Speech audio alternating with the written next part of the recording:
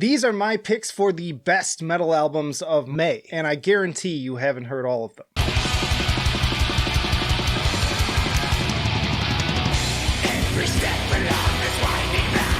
First up is Neko Twin with Kanawha Black. So 7 years ago, this West Virginia band stole the hearts of every reviewer I know with Heart of Akamon, a stunning fusion of black metal with Appalachian folk and exploration of Native American heritage. And I'm happy to say that this follow-up did not disappoint one bit. There are some general quirks one could use to describe their overall sound, but to do so would be to betray the sheer amount of variety on display with this new outing.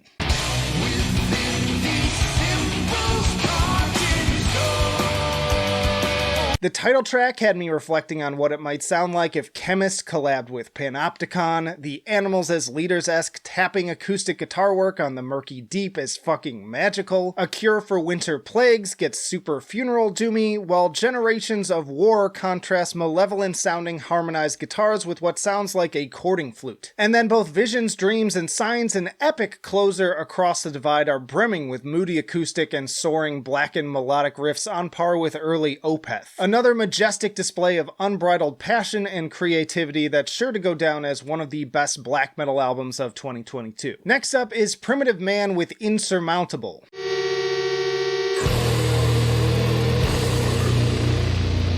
Now, I feel like Atom Splitter did my dude Ethan dirty with this release because I saw little to no marketing or fanfare for this thing when compared to previous albums. Thankfully, it was my own wonderful audience who put it back on my radar, and honestly at this point there's little to say that I haven't already about what continues to be one of the most vile doom and sludge acts of the modern era.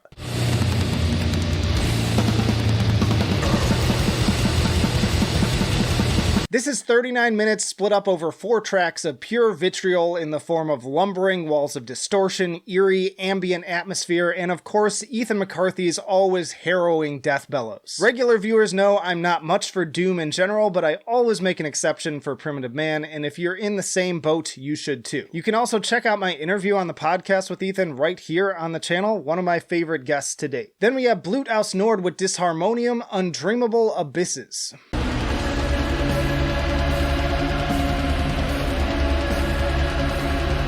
Now, a new Blut Aus Nord album is always an event as you never know what form they're going to come in, but the fusion of their sound here with the Lovecraftian themes and imagery is a match made in heaven. Tales of the Old Dreamer offers the perfect summary, sounding like massive elder gods lumbering over the listener, joined by cloaked cultists enthusiastically sermonizing at their arrival. Meanwhile, befitting of the title, Chants of the Deep Ones, creepy warbling guitars and pulsating bass sound like their alien language alongside the constantly tunneling effect of the blast beats. And speaking of which, I continue to be amazed at the sounds Blut Aus Nord conjure from their instruments, as with the groaning, shorting electrical opening of That Cannot Be Dreamed.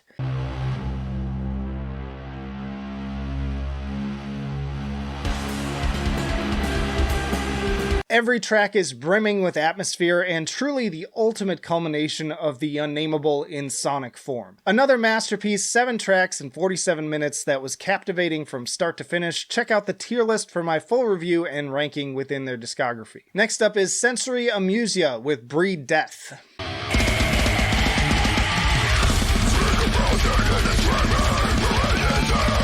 Inspired by the likes of Dying Fetus, Misery Index, Aborted, and Cryptopsy, this Australian death metal band absolutely ripped me apart with their 2020 EP Bereavement. And Breed Death delivers on that same promise of brutality in its first 58 seconds with opening track Birth Through Violence. The riffs are a devastating amalgam of death, thrash, groove, and grind, resulting in songs that manage to be crushing and catchy at the same time. And as if that wasn't enough already, tracks like Bind, Torture, Kill, and Vermin also managed to add impressive layers of atmosphere without overcomplicating things.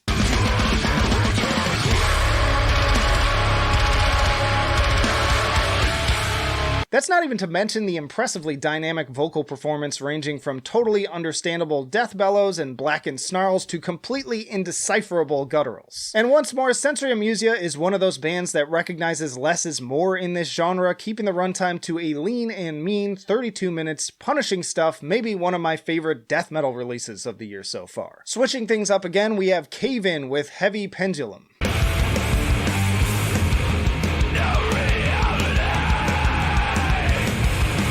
Now, I've been aware of Cave-In since their early days in the 90s metalcore scene, but they've had quite an evolution over the 2000s and 2010s in terms of their sound. New Reality comes in hard, chugging away with thick riffs and pounding drums captured perfectly by Converge's Kurt Ballou, then following it up with the sludgy Caius energy of Blood Spiller. Many of these songs take me back to days discovering 90s alternative rock and grunge via Chicago's Q101 on my Nickelodeon radio.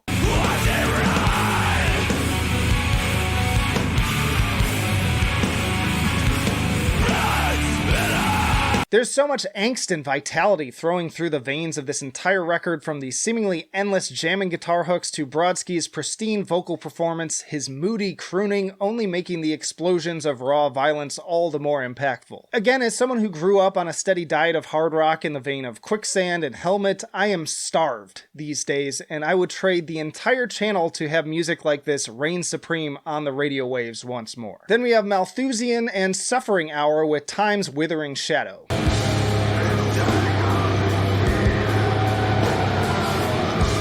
Now, I don't cover a ton of split releases, but when it's between two of your favorite underground black and death metal bands, you take notice. Both of them have quietly become known for offering up some of the darkest, most demented music in the genre, best served up to fans of Portal, Deathspell Omega, and Abyssal. Malthusian's side is another trademark collision of slimy, slithering black death and doom, always knowing when to change up the pace to keep things interesting, while Suffering Hour take this opportunity to add a few new tricks to their repertoire.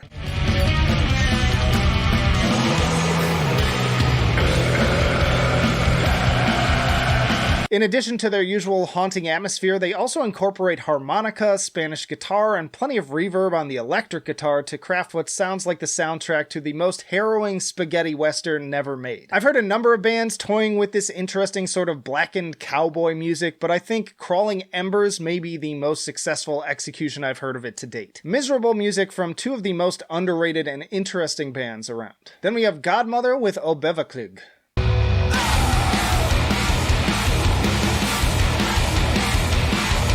Honestly, y'all, when it comes to great modern metalcore and hardcore, America's got nothing on Scandinavia. I've been following this Swedish band since their debut, and there's a reason why the Dillinger Escape Plan's Ben Weinman put out their even more impressive sophomore album out on his Party Smasher label after they played some of their farewell shows. It's crazy to think that it's been almost 5 years since that dropped, but the wait has only made me more hungry for more of their more dissonant takes on the Converge formula. When that rumbling, distorted bass kicks off host body, resist the urge to hide. Likewise, the disorienting mathcore guitars and psychedelic nightmare-fueled music video of Teething is going to seriously fuck you up.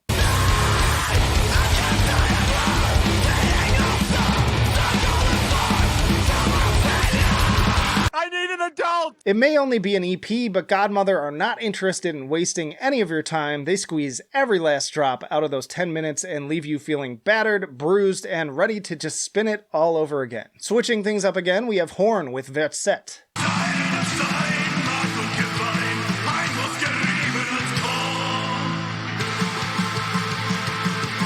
The opening track already had me with the punky beat and almost Bad Religion sounding guitar hook, but then that mandolin came in and I was just absolute butter. Now, all the same, I don't want to oversell this album on that track alone because the majority of it has a much slower to mid-pace swing to it, fusing folk and black metal to stunning atmospheric effect and crafting beautiful pagan soundscapes, sometimes with additional instrumentation as with the strings on Alpen Recorder or the subtle brass on Gaugenbrech.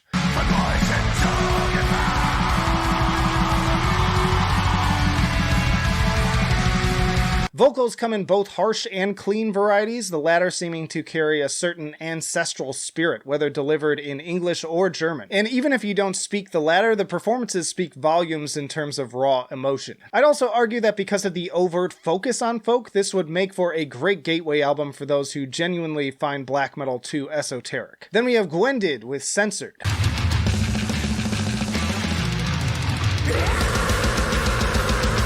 This is a Bulgarian band with a very groove-centric sound, very much akin to Ginger, and will be hitting the road soon with Dark Tranquility. It's also fronted by Victoria Stoikova, who went viral with her take on Taylor Swift's Look What You Made Me Do.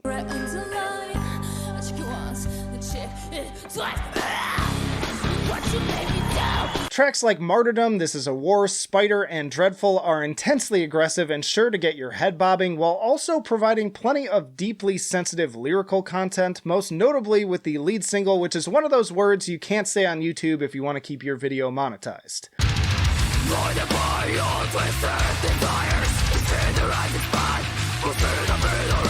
Now, Censored is definitely not perfect. They completely lose me at One Step More with its cliche spoken word intro and equally cheesy singing duet. And honestly, I'm not a big fan of the sort of Kitty-esque singing in general, but thankfully there isn't much of it, and alternatively, I'd love to hear more of the regional instrumentation featured on We Are the New Order. Overall, though, definitely a release, definitely worth checking out, as the fun grossly outweighs the bad. Back to death metal, we have Obscene with From Dead Horizon to Dead Horizon.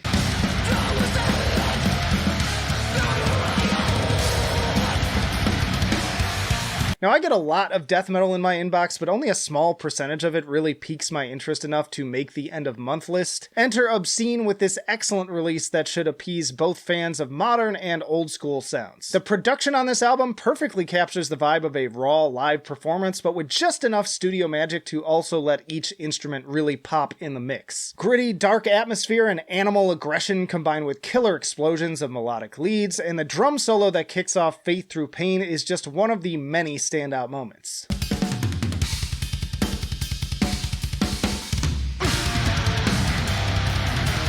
I'm also really digging the vocal performance, which has this uniquely raspy quality, further adding to the subhuman energy of the band. All of this in an incredibly tight and well-paced 32-minute package, traversing everything from more doomy, drawn-out passages to headbanging D-beats. Then we have the Motion Mosaic with Domino Effect.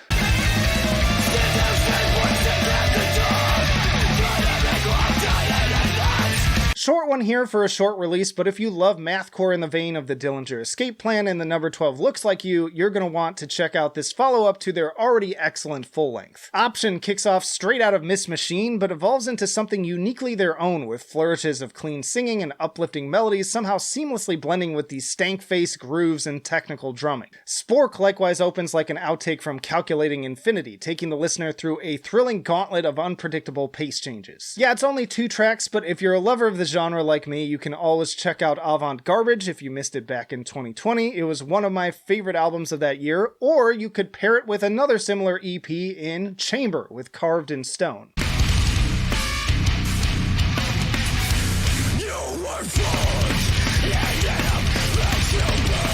Fittingly, this metallic hardcore band also dropped an excellent album in 2020 called Cost of Sacrifice, and these 3 songs only ramp up their heaviest elements. This is some gnarly, crunchy shit that will put you on your back and stomp you harder than Dave Chappelle's Entourage. Squealy, noisy guitars, insane drumming that switches up the beat on a dime, vocals that seem to call for your very blood. Again, what's not to love? Highly recommended for fans of Vane FM, Code Orange, and Harm's Way. Next is Sadistic Ritual with the Enigma Boundless.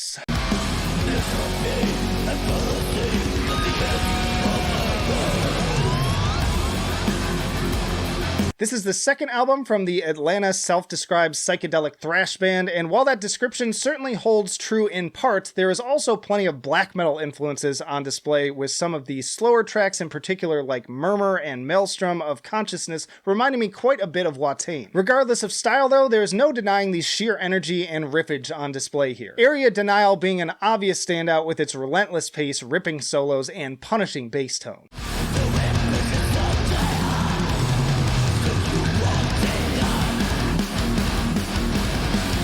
Raving Voyeurism is another violent beast of a track, bounding straight for the listener in Bloodlust, but then you've also got the Blood of Memory completely throwing expectations to the fire for a fully instrumental piece whose anthemic distortion and crisp acoustic side by side seem to be conjuring some sort of black magic. It's been a good year already for black and thrash, so if you enjoyed the latest from Bastard and Midnight, be sure to add Sadistic Ritual to that list as well. Alright, an album that quite a few of you wanted me to talk about, we have Ibaraki with Roshomon.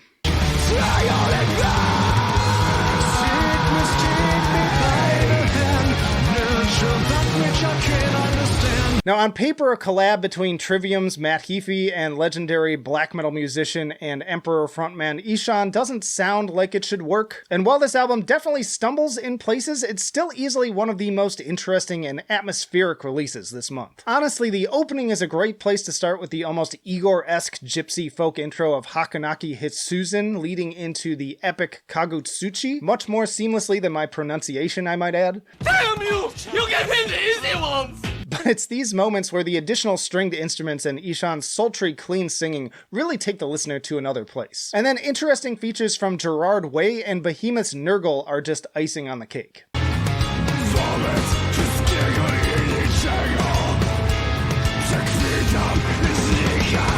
My one major issue here is actually the same one I have for Trivium, which is Matt's vocals. Matt is a stellar guitar player, and his riffs on tracks like Akuma add so much to Roshomon. But when his grating one-note rah-rah-rah screams take over, it frustratingly subtracts from the otherwise majestic effect. Fortunately, Ishan is in absolute top form, and the overall compositions still make it worth a listen. My main hope is that this acts as a gateway for metalcore listeners into Ishan's masterful solo works like Arctis. Then there's Bloodhunter with Knowledge Was the Price.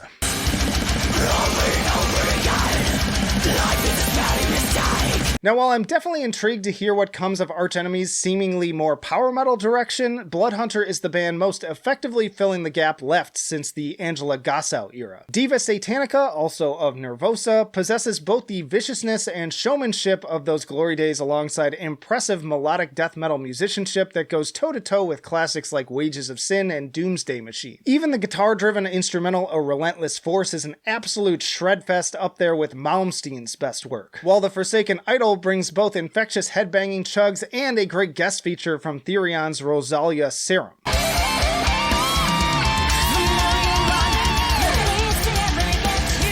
I will say that at nearly an hour, some trimming would make the album more focused, but really there's not a bad track here, from great hook-heavy originals like Sharpened Tongue, Spitting Venom Inside, Knowledge Was the Price, and A Twist of Fate to Come, to the cover of Children of Bodom's Bodom After Midnight. Also, bonus respect points for the Suspiria sample on Medea's Guidance. For more on Diva, be sure to check out my interview with her from back when that Nervosa album dropped. And then there's Septicflesh with Modern Primitive.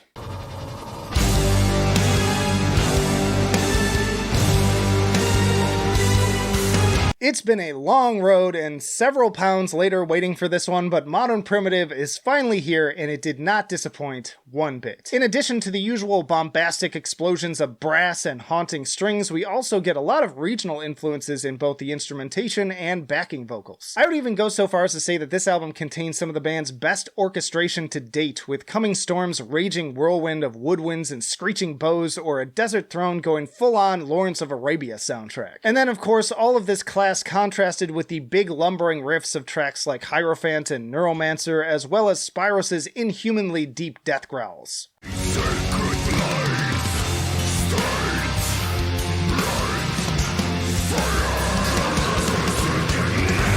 After finding myself a bit disappointed by Codex Omega, this one was well worth the 5-year wait. It's 39 minutes of some of the band's best work to date without an ounce of filler, another one where you can check out my tier list to hear my thoughts on their entire discography. Y'all check out this playlist for more of my monthly roundups of my favorite metal albums of this year so far, and let me know down in the comments what was your favorite album of May. But that'll do it for now.